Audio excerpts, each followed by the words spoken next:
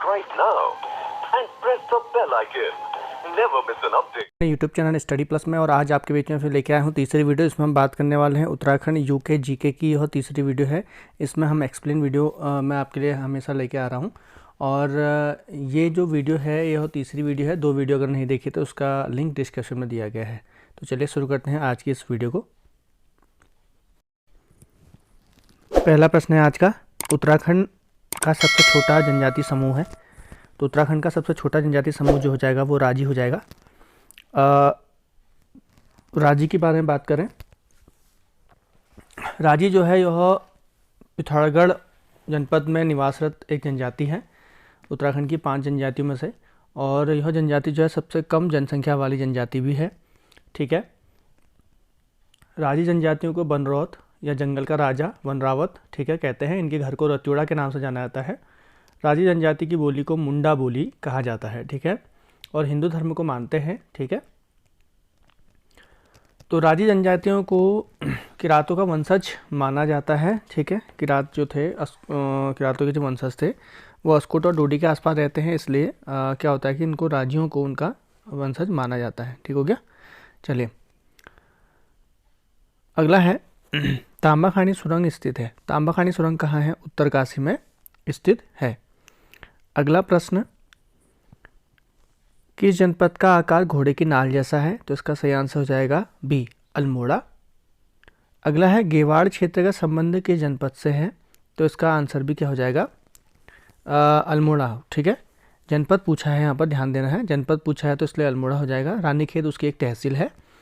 तो रानीखेत तहसील के अंतर्गत ही आपके पश्चिम में चकुटिया के पास गेवाड़ स्थित है, जो किसी समय कत्यूरी राजाओं की बहुत इम्पोर्टेंट जगह हुआ करती थी। तो कत्यूरी राजा जो थे, क्योंकि कत्यूरियों की 6 शाखाएं हुआ करती थी, जैसे पाली पछाऊ एक शाखा थी, उसी पाली पछाऊ जगह पर ही यह गेवाड़ क्षेत्र आता था। ठीक है।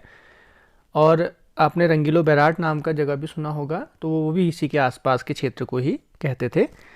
तो गेवाड़ क्षेत्र जो है यह कत्यूरी शासकों की क्या हुआ करते थे? महत्वपूर्ण जगह हुआ करती थी।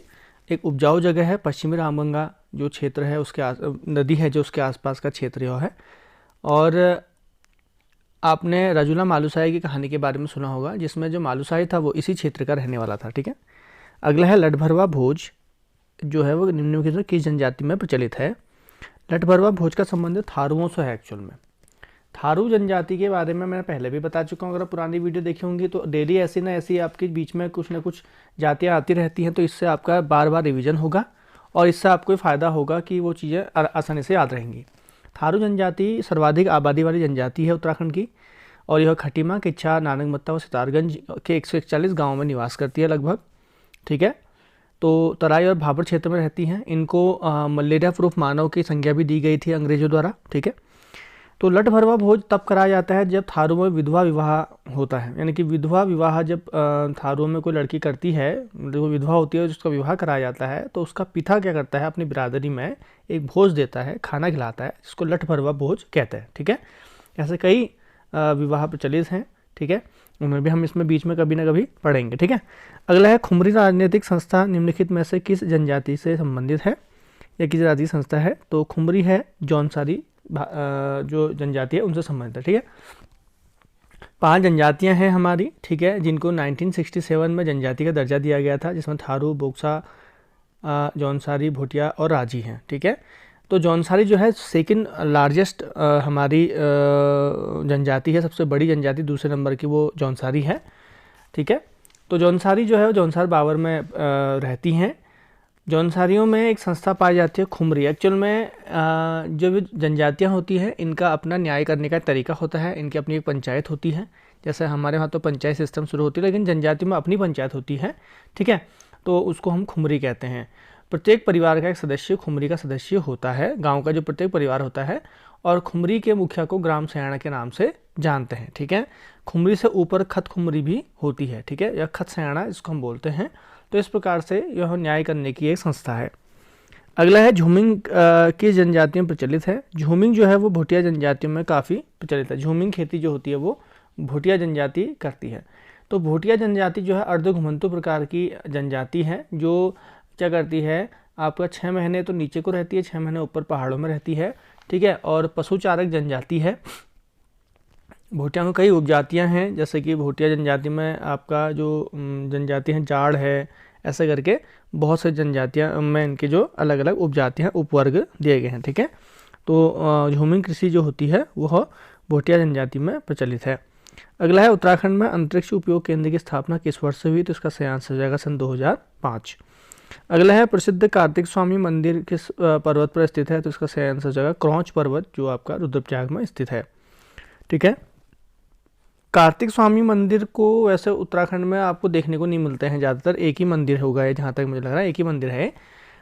साउथ में इसकी बहुत पूजा होती है कार्तिक की। शिव के दूसरे पुत्र थे, एक तो गणेश थे, कार्तिक थे।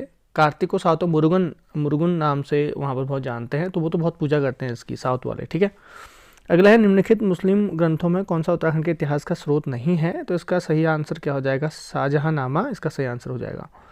अगला है सोमेश्वर महादेव मंदिर का निर्माण किस राजा ने किया था, इसका सही आंसर है सोमचंद। सोमेश्वर महादेव मंदिर का निर्माण सोमचंद के द्वारा किया गया था, ऐसा माना जाता है, ठीक है। यह अल्मोड़ा के सोमेश्वर में स्थित है। सोमचंद चंद वंश के संस्थापक थे। इन्होंने 700 ईस्वी में चंद वंश की स्थापना की थी। उस समय काली कुमाऊं में जहाँ पर इन्होंने स्थापना की थी, उस समय ब्रह्मदेव नामक कत्यूरी शासक का वहाँ पर शासन हुआ करता था। उत्तराखंड की सर्वाधिक प्राचीन जनजाति मानी जाती है, तो प्राचीन प्रजाति जो मानी जाती है वो कोल, इसका सही आंसर है, ठीक है। कोल जो है वो सबसे प्राचीन मानी जाती है। अगला है फांसी गधेरा कहाँ पर स्थित है, फांसी गधेरा जो है वो नैनीताल में स्थित है। फांसी गधेरे का संबंध 1857 की क्रांति से है। 1857 का गदर जिसको हम बोलते हैं, 1857 की क्रांति हम बोलते हैं। इस क्रांति के दौरान क्या हुआ था कि हल्द्वानी में कई क्रांतिकारियों ने कब्जा कर लिया था। खान बहादुर खान थे, उनका एक सेनापति था काले खान, उसके द्वारा 1857 में हल्द्वानी पर कब्जा किया गया था। हल्द्वानी पर क्रांतिकारियों ने 2 बार कब्जा किया था और 2 बार अंग्रेजों ने उनको वहाँ से भगा दिया था, ठीक है। ज़्यादातर पहाड़ी इलाकों में कहीं पर भी ऐसी घटना देखने को नहीं मिलती है। 1857 में जो हमारा कमिश्नर था वो रैमजे था, ये बहुत बार पूछा जा चुका है, ठीक है। 1857 में जो राजा था टिहरी का वो सुदर्शन शाह थे। तो 1857 में जो क्रांतिकारी घटना हुई थी उसमें कालू मेहरा का नाम आता है। कल की वीडियो में उनके बारे में मैंने आपको बताया हुआ है, वो आप ज़रूर देखिएगा। तो 1857 में जब नैनीताल में किसी क्रांतिकारी को पकड़ लिया था, तो नैनीताल के पास एक गधेरा था जिसको हम हैंगमैन्स वे यानी कि फांसी गधेरा कहते हैं, वहाँ पर उनको फांसी पर लटका दिया जाता था, ठीक है। अगला है सर्वाधिक मुद्राएं किस कुनिंद शासक की प्राप्त हुई है, तो अमोघ भूति कुनिंद शासक था जिसकी सर्वाधिक मुद्राएं हमको प्राप्त हुई है। कुनिंद शासकों के बारे में जानकारी का स्रोत ही एकमात्र जो है वो है इनकी कॉइन्स, ठीक है। वैसे इनके बारे में कोई अभिलेख हमको यहाँ देखने को नहीं मिलते हैं कुमाऊं में, और इनके बारे में कोई ऐसी ना ही किताबों में कहीं पर हमको देखने को मिलता है। तो कुनिंद जो थे कभी प्रथम राजनीतिक संस्था मानी जाती है। कुनिंद जो प्रथम राजनीतिक संस्था हैं जिन्होंने शासन किया था यहाँ पे, और कालसी लेख के अनुसार प्रारंभ में कुनिंद जो थे मौर्यों के अधीन हुआ करते थे, ठीक है। उत्तराखंड में लगभग 200 ईसा पूर्व से 300 ईसा पूर्व तक इन्होंने लगभग यहाँ पर शासन भी किया था। कुनिंद वंश का सबसे शक्तिशाली जो शासक था वो अमोघभूति था। अमोघभूति की जो मुद्राएं 2 प्रकार की मिली हैं, एक रजत मुद्रा मिली है और एक आपके ताम्र मुद्राएं मिली हैं। तो रजत मुद्राएं और ताम्र मुद्राएं मिलने के कारण हम इसको सबसे शक्तिशाली शासक मानते हैं, ठीक है। और सर्वाधिक मुद्राएं भी इसी की हमको प्राप्त हुई है, ठीक है। अगला है कत्यूरी वंश का जो स्थापना का श्रेय निम्न किसे आता है। कत्यूरी वंश का संस्थापक जो था वो था आपका बसंतन देव यानी बसंत देव, ठीक है। बसंत देव जो था ये इसका एक संस्थापक था, और ललित सूर्यदेव को सबसे शक्तिशाली शासक के रूप में भी जाना जाता है। सर्वाधिक जो हमको ताम्रपत्र मिले हैं ललित सूर्यदेव के मिले हैं, ठीक है। बैजनाथ में भूदेव ने एक मंदिर बनाया था। भूदेव बहुत इंपॉर्टेंट है, ठीक है, शैव धर्म का अनुयायी था। चौबटिया उद्यान की स्थापना कब हुई थी। चौबटिया उद्यान जो था ये 1869 में इसकी स्थापना की गई थी। चौबटिया उद्यान 1869 का जो प्रथम अध्यक्ष था, जिसके प्रथम सुपरिटेंडेंट बनाए गए थे, डब्ल्यू क्रार को बनाया गया था। इसका मुख्य उद्देश्य जो था वो उन्नत प्रजाति के फसल वृक्षों को निःशुल्क वितरण करना था। ठीक है, 1869 में चौबटिया उद्यान की स्थापना हुई थी। ठीक है, तो ये उद्यान विभाग में है, आप इसको पढ़िएगा। अगला, चंद्रवंश का संस्थापक किसे माना जाता है? चंद्रवंश का संस्थापक माना जाता है सोमचंद को। इसके बारे में मैं आपको बताया था अभी। सोमचंद जो है चंद्रवंश के संस्थापक माने जाते हैं, जिन्होंने काली कुमाऊं में यानी कि चंपावत में चंद्रवंश की स्थापना की थी। यह झूसी यानी कि प्रयागराज से आए हुए राजकुमार थे। अगला है, नायक जाति की उत्पत्ति का कारण माना जाता है। नायक जाति की उत्पत्ति का जो कारण है ये माना जाता है चंद सैनिकों को। चंद सैनिकों में भी जो भारती चंद की हम बात करते हैं, ठीक है, भारती चंद के समय में जो 35वां राजा था भारती चंद, 1437 में गद्दी पर बैठा था। ठीक है, और इसके पवाड़े, भारती चंद के पवाड़े जो है वीरांगना भागा धुन्यान के साथ द्वंद्व युद्ध के बहुत प्रचलित हैं यहाँ पर कुमाऊं में। ठीक है, ये पहला शासक था जिसने डोटी को हराया था। इससे पहले डोटी के राजाओं के नीचे ये एक सामंती राजा के रूप में कार्य करते थे और डोटी को टैक्स दिया करते थे। चंद राजा डोटी से छोटे थे, तो 12 वर्षों के तक डोटी के घेरा डालने के बाद इसने वहाँ पर 1451-52 में डोटी पर इसने विजय प्राप्ति कर ली। ठीक है, हुड़ेती ताम्रपत्र भी इसका एक हुड़ेती ताम्रपत्र है, इससे हमको पता लगता है। ठीक है, कई बार ताम्रपत्र भी पूछ देता है कौन सा ताम्रपत्र किसका है। तो भारती चंद के समय में जो जाति की उत्पत्ति हुई, एक नई जाति, जिसको नायक जनजाति के नायक जाति के रूप में हम उसको जानते हैं, और इसके बारे में एटकिंसन ने सबसे पहले वर्णन इसका दिया हुआ है। ठीक हो गया, चलिए आगे बढ़ते हैं। पवार वंश के शासकों के गढ़ को क्या कहा जाता? पवार वंश के शासकों का जो गढ़ था वो चांदपुर गढ़ था। चांदपुर गढ़ में भानु प्रताप नाम का एक शासक रहा करता था। भानु प्रताप ने वहाँ धारा नगरी से आए एक राजकुमार जिसका नाम था कनकपाल, उसके साथ अपनी बेटी की शादी करी और उसे अपना राज्य सौंप दिया। तो चांदपुर गढ़ से पवार राजवंश 888 ईस्वी में शुरू होता है। ठीक है, यहाँ पर कनकपाल द्वारा पवार वंश की स्थापना की जाती है चांदपुरगढ़ से। फिर वहाँ से देवलगढ़ आती है इनकी राजधानी। ठीक है, देवलगढ़ से फिर आपके श्रीनगर जाती है और श्रीनगर से अंत में टिहरी आती है। ठीक है, तो इस प्रकार से इनकी राजधानी का परिवर्तन होता है, लेकिन इसके हिसाब से पवार वंश का जो गढ़ था पहला वो चांदपुरगढ़ ही था। 1857 की क्रांति के समय किसने कालू मेहरा को गुप्त पत्र लिखकर क्रांति में भाग लेने को कहा था? इसका सही आंसर है वाजिद अली शाह। ठीक है, तो 1857 की जो क्रांति हुई थी इसमें वाजिद अली शाह के द्वारा, जो अवध के नवाब थे, उनके द्वारा इनको एक लेटर लिखा गया था कि अगर आप यहाँ से हमारी हेल्प करते हो, यानी कि आप अंग्रेज़ों को भगाने में हमारे वहाँ पर हेल्प करते हो, तो बाद में हम जीतने के बाद कुमाऊं का सारा जो क्षेत्र है वो आपका नाम कर देंगे। तो कालू मेहरा ने इस पत्र के आधार पर कहते हैं कि इन्होंने गुप्त संगठन चलाया और कालू मेहरा ने 1857 की क्रांति में शुरुआत, मतलब क्रांतिकारी रूप में शुरुआत की थी। पहले क्रांतिकारी माने जाते हैं 1857 के, उसके अलावा कोई नाम इनके हमको सुनाई नहीं देता है। ठीक है, ज़्यादातर इन्हीं का नाम आता है। तो 1857 की क्रांति में क्योंकि हर जगह से क्या हो रहा था, जैसे हम जानते हैं कि लखनऊ से बेगम हजरत महल ने लड़ा था, कानपुर से नाना साहब ने लड़ा था ढूंढू। ठीक है, इसके अलावा हम देखते हैं कि खान बहादुर गफ्फार खान जो थे उन्होंने बरेली से लड़ा था। तो हर जगह, झांसी की रानी हम लक्ष्मीबाई, इन्होंने सब ने एक साथ 1857 की क्रांति में भाग लिया था अलग जगह से। तो उत्तराखंड से भाग लेने वाला कोई नहीं था, इसलिए वाजिद अली शाह ने इनको लेटर लिख के इनसे कहा था कि आप हमारा साथ दीजिएगा। ठीक है, अगला है कुमाऊं का बेताज बादशाह किसे माना जाता है? कुमाऊं का बेताज बादशाह कहते हैं रैमजे को। ठीक है, रैमजे 1857 की क्रांति में, मैंने आपको पहले भी इसके बारे में बताया था, 1850 क्रांति के समय में रैमजे ही हमारा क्या था, कमिश्नर था। ठीक है, तो रैमजे जो थे वो 1856 से लेकर 1884 तक, 1856 से लेकर 1884 तक कुमाऊं कमिश्नर हैं। 28 वर्ष की कमिश्नरी का रूप में कार्य किया। ठीक है, स्कॉट लैंड के निवासी थे। गवर्नर जनरल डलहौजी जो थे उनके चचेरे भाई थे। ठीक है, तो इन्होंने काफ़ी कार्य किया। इनको बेताज बादशाह मुकुट रहित राजा कुमाऊं का कहते हैं। 1892 तक अल्मोड़ा में रहे। इनको ज़बरदस्ती रिटायर किया गया था, जाना नहीं चाहते थे, लेकिन इनके बच्चे इनको ज़बरदस्ती ले गए थे। ठीक है, हेनरी रैमजे ने कुमाऊं में अंग्रेज़ों को बसाने का विरोध किया था और 1857 में जो शांति व्यवस्था थी पूरे 1857 के संग्राम में, तो मार्शल लॉ न्यायालयों की स्थापना उस समय हेनरी रैमजे के समय में की गई थी। ठीक है, तो इनके बारे में फिर कभी आएगा तो आगे हम पढ़ेंगे। ठीक है, अगला है सुरेंद्र पाल जोशी का संबंध है। अगला प्रश्न हो जाएगा, सुरेंद्र पाल जोशी का संबंध जो है ये है आपका चित्रकार और शिल्पकला से। ठीक है, चलिए आगे बढ़ते हैं। अगला प्रश्न है कत्यूरी वंश की राजधानी थी। ठीक है, अब कत्यूरी वंश की जो राजधानी थी वो कहाँ पर थी। ठीक है, कत्यूरी वंश की राजधानी जोशीमठ थी। ठीक है, जोशीमठ में कार्तिकेयपुर नामक नगर में इसकी राजधानी थी, बट इसमें अब जोशीमठ भी दिया है, कार्तिकेयपुर भी दिया है। ठीक है, कत्यूरी वंश की राजधानी। अब क्योंकि कार्तिकेयपुर राजवंश को कुछ लोग अलग मानते हैं तो कार्तिकेयपुर राजवंश से अलग हो जाएगा अगर ऐसे देखें तो। कत्यूरी की जो वंश की राजधानी थी पहले जोशीमठ थी। जोशीमठ से अपनी राजधानी ले गए थे कहाँ पर, कत्यूर घाटी में, इसलिए कत्यूरी कहलाए। हो सकता है ये भी एक कारण रहा हो। कत्यूर घाटी बैजनाथ जिसको हम बोलते हैं वहाँ अपनी राजधानी ले गए थे। करीबन 1050 से 1030 के आसपास ये राजधानी यहाँ से परिवर्तित की गई थी। ठीक है, कत्यूरी वंश के संस्थापक भी बताया था बसंत देव हैं। ठीक है, अगला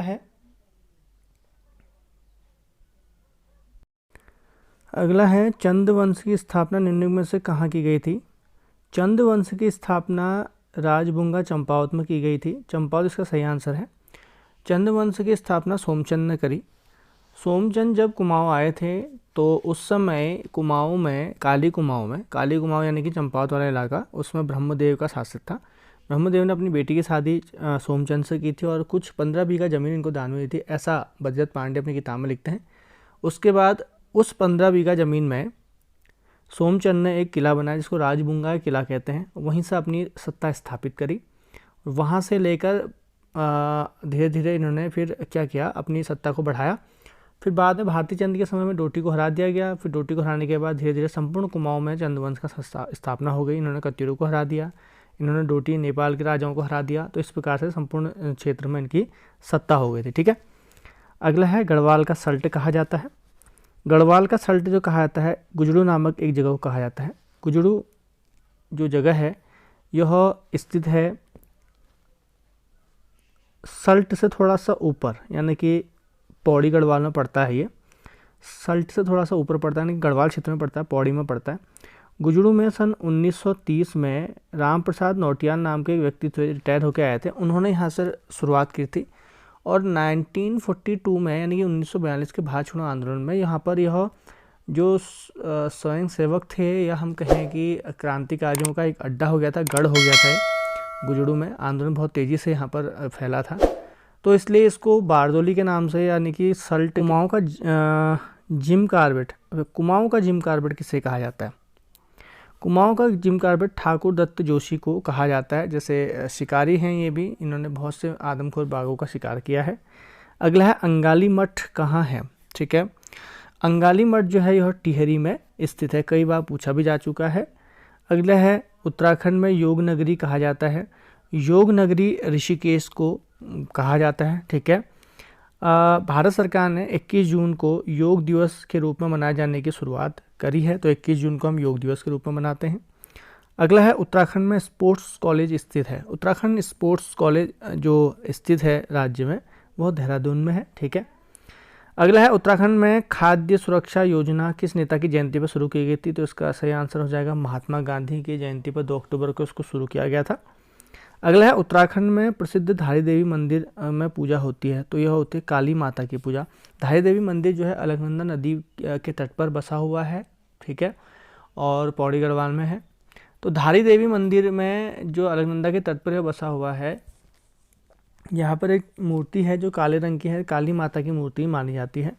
अगला है बद्रीनाथ धाम में प्रतिदिन की जाने वाले आरती के रचयिता हैं धन सिंह बर्तवाल। ठीक है, धन सिंह बर्तवाल द्वारा यह आरती जो है जो गाई जाती है बद्रीनाथ धाम में शाम को सायं जो पूजा में, और उसकी इन्होंने रचना की थी। ठीक है, अगला है गढ़वाली भाषा में अंगार और रैबार पत्रिका किसने शुरू की थी, तो इसका सही आंसर हो जाएगा गोविंद चातक ने इसको शुरू किया था। अगला है जिया रानी के बचपन का नाम क्या था, तो जिया रानी के बचपन का नाम मौला देवी था। ठीक है, जिया रानी प्रीतम शाही यानी कि प्रीतम देव की दूसरी पत्नी मानी जाती है। प्रीतम देव जो थे कत्यूरी शासक थे और उनका जो क्षेत्र था प्रीतम देव का वो आधुनिक आज जिसको हम कालागढ़, जहाँ पर कालागढ़ बांध बना है, यानी कि पौड़ी का जो नीचे वाला क्षेत्र था और जो कुमाऊं का जो क्षेत्र उससे लगा हुआ था पाली पछाऊँ का, वो संपूर्ण क्षेत्र एक समय में प्रीतम देव के अधिकार में था, यानी कि कत्यूरों की वो एक शाखा का गढ़ था। प्रीतम देव की पत्नी हुआ करती थी जिया रानी। जिया रानी के जागर लगते हैं। जिया रानी जो है लास्ट में कहते हैं कि अपने अंतिम समय में रानी बाग जो उत्तराखंड में जो रानी बाग है हल्द्वानी से पहले पड़ता है, तो रानी बाग में अंतिम समय में उन्होंने कुछ मुसलमान सैनिकों के साथ युद्ध हुआ था। ये कुछ कहानी मिलती है, इसका कोई ठोस प्रमाणिक सबूत नहीं है कि ये हुआ था या नहीं हुआ था, फिर भी मतलब जागरों में ये हमको देखने को मिलता है, सुनने को मिलता है। तो जिया रानी जो थी वो हरिद्वार के एक राजा थे, उनकी बेटी थी, ठीक है। तो इस प्रकार से जिया रानी को कुमाऊं की रानी की लक्ष्मीबाई कह देते हैं और न्याय की देवी भी इनको बोलते हैं, ठीक है। तो कत्यूरी जो हैं आज भी जो कत्यूरी परिवार से अपना नाता रखते हैं, तो जिया रानी की आज भी पूजा करते हैं, आज भी जागर लगते हैं कुमाऊं में इसके। प्राचीन मंदिरों में राज्य में सबसे बड़ा मंदिर कौन सा है? तो सबसे बड़ा जो मंदिर है इसमें गोपेश्वर का शिव मंदिर जो है काफ़ी बड़ा मंदिर है। गोपेश्वर यानी कि चमोली के स्थित है और उसमें जो सिंगल मंदिर है वो बहुत बड़ा मंदिर माना जाता है, ठीक है। वैसे समूह में कहें तो फिर जो हमारे यहाँ पर जागेश्वर का मंदिर है वो भी बहुत बड़े हैं, ठीक है, बट इसमें ऑप्शन नहीं है, तो गोपेश्वर का शिव मंदिर यहाँ पर सबसे बड़ा ऑप्शन के हिसाब से सही है, ठीक है। तो यहाँ पर श्री कृष्ण को गोपेश्वर बुलाया था एक्चुअल में। गोपेश्वर जो है श्री कृष्ण का भी एक नाम है। तो गोपेश्वर में जो मंदिर है गोपेश्वर क्योंकि आता था एक समय में, पैदल रास्ता था 4 धाम का, तो बहुत बड़ा मंदिर वहाँ बनाया गया है। गोपेश्वर में त्रिशूल लेक है, आपने अगर उसके बारे में हम पढ़ेंगे आगे। त्रिशूल लोक है, ये जो त्रिशूल लेक है इस ब्राह्मी लिपि का, इसमें गणपति नाग, अश्वनाग, अशोक चल इसके हमको जानकारी प्राप्त होती है। अगला है प्रसिद्ध जाख मेला कहाँ लगता है? प्रसिद्ध जाख मेला जो लगता है वो है गुप्त काशी में, ठीक है।